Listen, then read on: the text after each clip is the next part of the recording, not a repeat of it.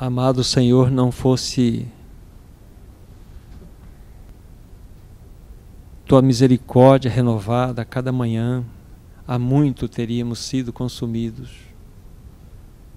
Nós te bendizemos, nós te adoramos, nós te louvamos pela Tua obra perfeita realizada lá naquela cruz, pois somente por intermédio dela, que envolveu Teu sangue puro derramado lá, nós podemos estar adequadamente diante da Tua face, ante a Tua mesa. Nos rendemos ao doce e maravilhoso Espírito Santo, que foi enviado quando Tu fostes glorificado, para que Ele nos conduza, nos presida, nos governe neste ajuntamento, para que Tu recebas toda a glória que lhe é devida. Bendito seja o Teu nome, Senhor. Amém.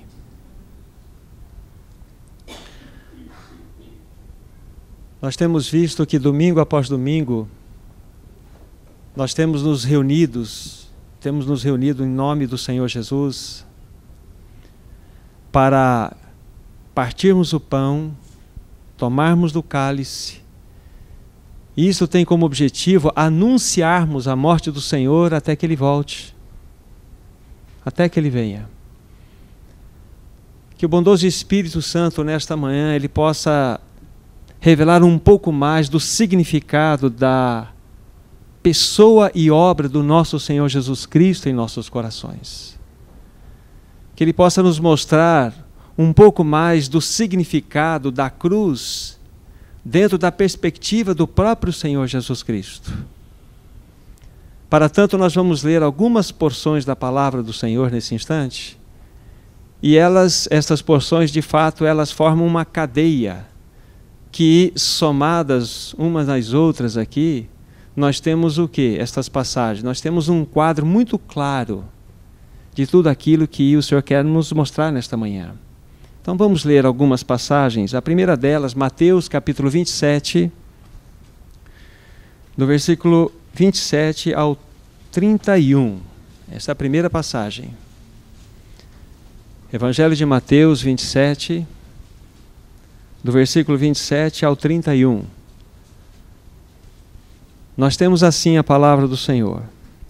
Logo a seguir, os soldados do governador, levando Jesus para o pretório, reuniram em torno dele toda a corte. Despojando-o das vestes, cobriram-no com um manto escarlate. Tecendo uma coroa de espinhos, puseram-lhe na cabeça. E na mão direita um caniço. E ajoelhando-se diante dele, o escarneciam, dizendo: Salve, Rei dos Judeus! E cuspindo nele, tomaram o caniço e davam-lhe com ele na cabeça. Depois de o terem escarnecido, despiram-lhe o manto e o vestiram com as suas próprias vestes, e em seguida o levaram para ser crucificado. Outra passagem é o livro de Colossenses, capítulo 1.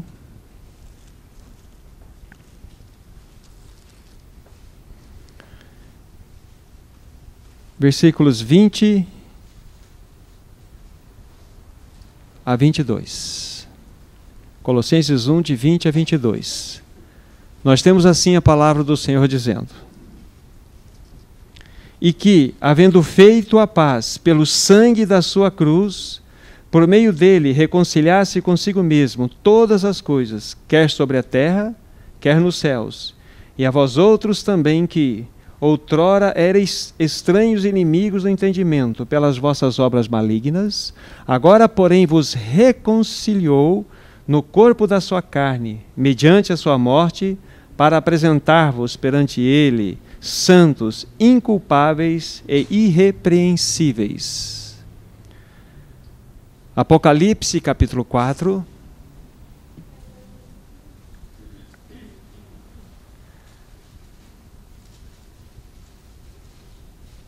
Versículo 2. Apocalipse 4, verso 2. Temos assim: Imediatamente eu me achei em espírito, e eis armado no céu um trono, e no trono alguém sentado. Apocalipse capítulo 5, a partir do verso 1. Vi na mão direita daquele que estava sentado no trono um livro escrito por dentro e por fora, de todo selado com 7 selos. Vi também um anjo forte, que proclamava em grande voz: quem é digno de abrir o livro e de lhe desatar os selos? Ora, nem no céu, nem sobre a terra, nem debaixo da terra, ninguém podia abrir o livro, nem mesmo olhar para ele. E eu chorava muito, porque ninguém foi achado digno de abrir o livro, nem mesmo de olhar para ele. Todavia, um dos anciãos me disse: não chores, eis que o leão da tribo de Judá, a raiz de Davi, venceu para abrir o livro e os seus 7 selos. Então vi, no meio do trono e dos 4 seres viventes, e entre os anciãos de pé, um cordeiro, como tendo sido morto. Ele tinha os 7 chifres. Ele tinha 7 chifres, bem como 7 olhos, que são os 7 Espíritos de Deus enviados por toda a terra. Veio, pois, e tomou o livro da mão direita daquele que estava sentado no trono. Até aqui. Como nós falamos, irmãos e irmãs, estas passagens, elas formam uma cadeia muito clara e nós podemos traduzi-la em algumas palavras. Nós podemos primeiramente verificar que na leitura inicial feita, nós temos aí a figura da cruz, nós temos o altar. Mas depois do altar nós temos a figura de um trono, e neste trono há alguém sentado. Mas depois nós temos uma outra figura dentro da nossa leitura, que é a visão de um livro que está selado por dentro e por fora. E dentro da sequência nós temos uma outra visão, que é do leão da tribo de Judá. E por fim, nós temos a visão do cordeiro. Aquele que como que tinha sido morto. Aquele como que tenha sido morto. Então nós temos um quadro muito interessante, que nos mostra exatamente algo muito importante para considerarmos diante do significado deste momento para o nosso coração. Quando nós focamos um pouquinho os nossos olhos na primeira passagem lida, que é Mateus capítulo 27, nós vamos verificar aqui que quando aqueles soldados, eles apanharam Jesus, né, lá no pretório, e reuniram-se em torno dele, fizeram tudo aquilo que foi descrito na leitura. Não só o escarneceram, não só o humilharam, não só o espancaram, como teceram uma coroa de espinhos sobre a sua cabeça e lançaram sobre ele, colocaram sobre ele aquele manto de escarlate, para que depois de muita humilhação, Jesus então fosse novamente vestido com as suas próprias vestes e então levado para ser crucificado. Este quadro nos mostra não simplesmente a maldade de alguns soldados que fizeram isto. Este quadro, na realidade, está mostrando o quê? A figura clara do que o homem é capaz de fazer na sua natureza caída. Este é um quadro que relata exatamente quem nós somos. E se o homem foi capaz de fazer o que fez com o Criador desse universo, do que mais ele seria capaz? Para nós vermos o grau de malignidade da natureza humana. Mas nós temos aqui, diante deste cenário, algo tremendamente significativo para o nosso coração. Nós temos em contraste com essa malignidade, com essa maldade, com essa fealdade que implica a natureza do ser humano, nós temos o quê? A demonstração genuína, perfeita do amor de Deus revelada ou revelado na pessoa do seu Filho Jesus Cristo. Nós temos um contraste nesse cenário. A maldade do homem versus o amor de Deus revelado no seu Filho. Nós temos aqui a crueldade do que a natureza humana é capaz de se envolver, versus aqui a graça plena que Cristo Jesus voluntariamente, estava expressando a nosso favor. Então nós temos esse primeiro quadro que nos mostra o que? O quadro do altar, a cruz. A cruz. Depois, na leitura sequencial, nós vamos deixar a segunda passagem lida de Colossenses para considerarmos depois, mas nós temos uma segunda visão, que é a visão do trono. Lá no livro de Apocalipse, capítulo 4 e 5, que nós fizemos aquelas leituras. Na primeira visão que João teve, ele viu o quê? Um trono que estava armado no céu, e nesse trono alguém estava sentado. Esse alguém é Deus, o Deus soberano, absoluto. Então nós temos nessa sequência, para que possamos ver, para que possamos enxergar o trono, nós precisamos, de fato, passar primeiramente pelo altar, pela cruz. Para que haja trono, é necessário que haja a cruz. Mas esta não foi a única visão que João teve. Na segunda visão, no capítulo 5, mostra-nos a palavra do Senhor, e aqui é onde nós vamos nos deter um pouquinho, para compreendermos um pouquinho o significado de toda a obra do nosso Senhor Jesus Cristo, de toda a expressão do seu amor por nós, que Ele manifestou lá na cruz do Calvário. Então, nessa segunda visão, implica que João viu na mão direita daquele que estava sentado no trono, diz aqui, um livro que estava escrito por dentro e por fora, e selado com os 7 selos. A pergunta é, que livro seria este? Qual é a importância desse livro? Qual é o valor desse livro? E é interessante que, na sequência dessa visão, João também viu que também um anjo forte proclamava em grande voz, quem é digno de abrir o livro, de desatar-lhe os selos? Olha só, esse livro, observemos, que estava nas mãos daquele que estava sentado no trono, de Deus, mas ele estava selado. E aí, na sequência, nós estamos vendo que um anjo forte estava proclamando a alta voz a esse universo, quem é digno, veja bem, não é quem é forte, quem é poderoso, mas é quem é digno de abrir ou de desatar o livro, de abrir o livro e de desatar os selos. E para surpresa nossa, o versículo 3 diz assim, ora, nem no céu, nem sobre a terra, nem debaixo da terra, ninguém podia abrir o livro e nem mesmo olhar para ele. Mas que livro é este, irmãos e irmãs? De qual livro estamos falando aqui? Que visão é esta que João estava tendo? O que estava escrito nesse livro de tamanha importância para nós? Significa isto. E nós temos uma reação no versículo 4 aqui de João, que ele chorava muito, porque ninguém foi achado digno de abrir o livro, nem mesmo de olhar para ele. Irmãos e irmãs, que é isto? Que esse texto quer nos mostrar? O que isso tem em implicância ou implicação para nós nesse momento do partir do pão? Nós sabemos que este livro, irmãos, é referente ao título de propriedade da criação, é ao título de propriedade deste universo. Deus, ele nunca abriu mão de ser o autor, o criador e aquele que tem domínio sobre esse universo. Mas houve um usurpador que, através da queda, ele estava detendo o poder sobre o domínio deste universo. Agora, como que isto poderia ser tratado? Quem que poderia abrir este livro?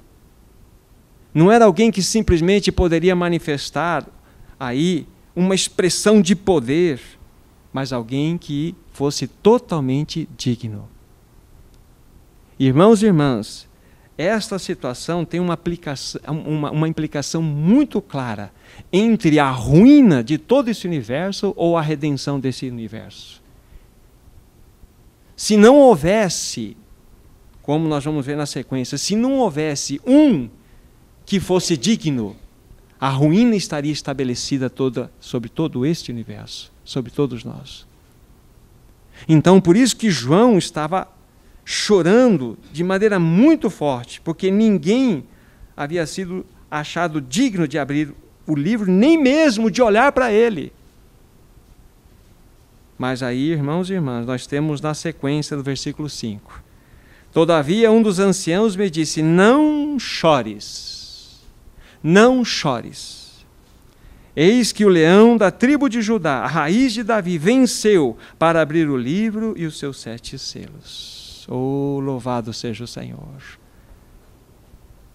Não há mais necessidade de chorarmos. Não há mais necessidade de prantearmos, porque foi achado um digno nesse universo. Há um digno, houve um digno, há um digno nesse universo. E aquele que foi colocado como o leão da tribo de Judá, este se constituiu o digno. É interessante que na sequência da leitura, no versículo 6, mostra-nos a palavra aqui: vi que no meio do trono e dos 4 seres viventes e entre os anciãos de pé, o quê? Um cordeiro. Um cordeiro. Quando a gente fala do leão da tribo de Judá, que é uma figura de Cristo, nós falamos da sua majestade, do seu poder, do seu domínio. Mas quando nós falamos do cordeiro, nós falamos do quê? Da sua humildade, da sua mansidão, do seu amor, da sua graça. É um leão com espírito de cordeiro. Este é o nosso Senhor Jesus Cristo. E observem, por favor, que ele está no meio do trono, porque sobre ele foi colocada toda a glória, depositada nele, toda a preeminência. Foi ali lançada, sobre a pessoa gloriosa do nosso Senhor Jesus Cristo. Então ele é o único digno de fato, abrir aquele livro, não só de olhar, mas de abrir aquele livro. E então aquele livro que possui os 7 selos, ele seria aberto, e antes de nós considerarmos aqui, nós sabemos que na abertura do último selo, então aparecem mais 7 outros anjos, e estes 7 anjos vão tocar aquelas 7 trombetas, que no soar da última trombeta, as vozes serão proclamadas nesse mundo. E depois das finalizações das vozes, nós temos o quê? Aquelas taças. Nós temos todos aqueles flagelos que serão lançados em juízo contra essa humanidade que rejeitou o Senhor. Mas aqui nós temos aquele cordeiro como havia sido morto. Ele tinha 7 chifres, representando todo o seu poder, como 7 olhos, que são os 7 Espíritos de Deus enviados por toda a terra. É ele quem tomou o livro da mão direita daquele que estava sentado no trono. Aí nós temos um irromper, nós temos um desencadear de algo maravilhoso. E nós vamos verificar em três cenários aqui o que aconteceu diante daquele quadro tão majestoso. E é exatamente isso que deve acontecer no nosso coração. Nós devemos irromper em adoração, em louvor, porque Ele é digno. O Cordeiro que tomou aquele livro selado nas mãos, Ele é digno de receber toda a glória, honra e louvor. Então vejamos na sequência, por favor. Verso 8. E quando tomou o livro, os 4 seres viventes e os 24 anciãos prostraram-se diante do Cordeiro, e cada um deles tinha uma harpa e taças de ouro, cheias de incenso, que são as orações dos santos. Agora, por favor, verso 9. E entoavam um novo cântico, dizendo: digno és de tomar o livro e de abrir os selos, porque foste morto, e com teu sangue compraste para Deus os que procedem de toda a tribo, língua, povo e nação. Aqui é o primeiro irromper de adoração, de louvor, mas vejam que Ele é digno, porque Ele foi morto. Então, Ele agora está gozando de um trono, Ele está no meio do trono, porque sobre Ele está toda a preeminência, sobre Ele está toda a tensão desse universo. Então Ele é digno, porque Ele passou lá atrás, por toda aquela humilhação, por todas aquelas barbáries que foram cometidas contra Ele, aquelas atrocidades que foram acometidas contra Ele, representando ali toda a nossa perversidade, toda a nossa maldade. Mas não só isso, irmãos. Veja o versículo 11. E vi uma voz de muitos anjos ao redor do trono, dos seres viventes e dos anciãos, cujo número era de milhões e milhares de milhares, proclamando em grande voz o quê? Digno é o Cordeiro que foi morto de receber poder e riqueza, e sabedoria e força, e honra, glória e louvor. Irmãos, nós estamos diante de um quadro maravilhoso. Vejam a crescente. Eles perceberam que se aquele livro não fosse aberto pelo Senhor, que é digno de toda a glória, irmãos, a ruína estaria estabelecida nesse universo. Nós não teríamos salvação. Então, por que nós nos reunimos todas as manhãs, aos domingos? Ao comermos do pão e bebermos do cálice, nós estamos anunciando a morte do Senhor até que Ele venha. E dentro desse quadro da morte, implica toda esta realidade, irmãos e irmãs. Olha o alcance da obra do Calvário. Olha o alcance da obra da cruz do Senhor. Mas não parou aí, versículo 13. Então ouvi que toda criatura que há no céu e sobre a terra e debaixo da terra e sobre o mar e tudo que neles há estava dizendo: aquele que está sentado no trono e ao Cordeiro seja o louvor e a honra e a glória e o domínio pelos séculos dos séculos. Todo o universo aos pés do Senhor Jesus Cristo. Não há um átomo nesse universo que não obedeça agora ao comando, à soberania do nosso Senhor Jesus Cristo. Tudo, absolutamente tudo, está aos pés dele. Ele é o vencedor, o único vencedor. E ele venceu, irmãos, para que nós pudéssemos estar à sua presença. Então veja só, esse romper de adoração mediante aquele que é digno. Digno, Ele é digno, digno. Agora, irmãos e irmãs, quando nós nos reunimos, será que nós não podemos, a uma voz, dizer que Ele é digno, que Ele merece toda a nossa adoração, todo o nosso louvor? Vamos nos esconder atrás da nossa timidez diante de um quadro como este? Deus nos livre disto, de tamanha obra que foi feita a nosso favor. Agora, aquela última passagem que nós vimos lá do livro de Colossenses, vocês só acompanhem, por favor. Nós temos um quadro maravilhoso que mostra de maneira ampla toda a obra do Calvário do Senhor Jesus, que normalmente nós focamos apenas no aspecto da nossa redenção. Sim, isso aconteceu. Mas veja a ordem dos fatos aqui. Versículo 20. E que, havendo feito paz pelo sangue da sua cruz, por meio dele reconciliasse consigo mesmo que todas as coisas, quer sobre os céus, quer sobre a terra, quer sobre os céus. A obra da cruz é muito mais ampla do que nós pensamos. É por isso que aquele livro precisava ser aberto. É por isso que verdadeiramente somente ele, sendo digno, é quem poderia tocar naquele livro, não só olhar, mas abrir e desatar todos aqueles selos. Então nós temos a restauração desse universo aos pés do nosso Senhor Jesus Cristo. E na sequência nós temos, verso 21 e 22, o quê? O aspecto da nossa reconciliação.